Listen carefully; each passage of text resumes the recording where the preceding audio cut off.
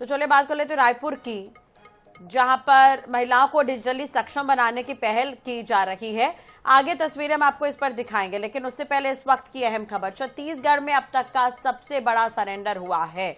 तो बीजापुर में यहां पर 103 नक्सलियों ने सरेंडर किया है, जिसमें 23 महिला नक्सली भी शामिल हैं। सभी नक्सलियों पर 1 करोड़ 6 लाख का इनाम था। नक्सलियों ने बीजापुर एसपी और सीआरपीएफ डीआईजी के सामने सरेंडर किया है। विजयादशमी के दिन यहां पर नक्सलियों ने हिंसा का रास्ता छोड़कर सत्य और विकास के रास्ते पर चलने का फैसला लिया। आपको बता दें कि इसके पहले 24 सितंबर को 71 नक्सलियों ने दंतेवाड़ा एसपी के सामने सरेंडर किया था।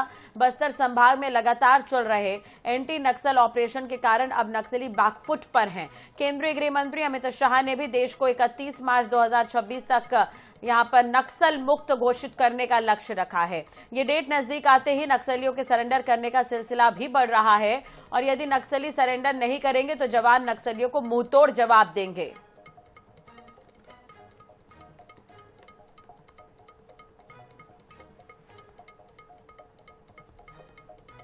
गांधी जयंती और दसरा के पावन उपलक्ष्य पे एक हमारे लिए बड़ी खुशी की बात है कि आज 103 माओवादी बीजापुर पुलिस और सीआरपीएफ के समक्ष आत्मसमर्पण कर रहे हैं। इसमें से जो माओवादी हैं उन पर कुल 1 करोड़ 6 लाख का इनाम घोषित था, जिसमें डिवीसीएम स्तर का 1, एसीएम स्तर के 8 प्लाटून पार्टी सदस्य, डीएकेएमएस, इसी प्रकार लगभग 5 जो जनताना सरकार के सारे मेंबर जो कि इंद्रावती के पास में थे, उटला घोट जैसे जो आरपीसी थे, उनके 4-5 आरपीसी के सदस्य पूरे आत्मसमर्पण कर दिए हैं। खबर पर ज्यादा जानकारी के लिए बात करेंगे। बीजापुर से संवाददाता गणेश मिश्रा हमारे साथ जुड़ गए हैं। गणेश, जानकारी आपसे चाहेंगे।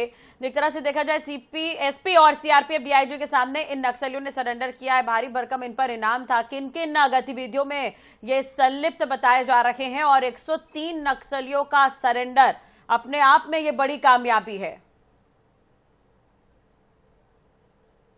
दशहरा और गांधी जयंती का जो दिन था वो बीजापुर पुलिस के लिए बेहद ही अहम रहा है, क्योंकि कल जो है 103 नक्सलियों ने आत्मसमर्पण किया है, जो छत्तीसगढ़ का सबसे बड़ा आत्मसमर्पण है नक्सल मोर्चे पर। और दूसरी तरफ देखिए, इसी जो नक्सली समर्पण किए 103, उनमें से लगभग 49 जो नक्सली हैं, 49 नक्सलियों पर 1 करोड़ 6 लाख रुपए का इनाम है। हाँ। जो नक्सली जो बड़े हैं, जिनमें डीवीसीएम है, एसीएम है, वो उस लेवल के नक्सलियों ने कल आत्मसमर्पण किया है। तो दूसरी तरफ कल एक मुठभेड़ में जवानों ने गंगालूर इलाके में एक नक्सली को मार गिराया है, जो एसीएम रैंक का नक्सली था। लगभग उस पर भी लगभग 8 लाख रुपए का इनाम है। तो कहीं ना कहीं देखिए, कल का दिन बेहद महत्वपूर्ण था।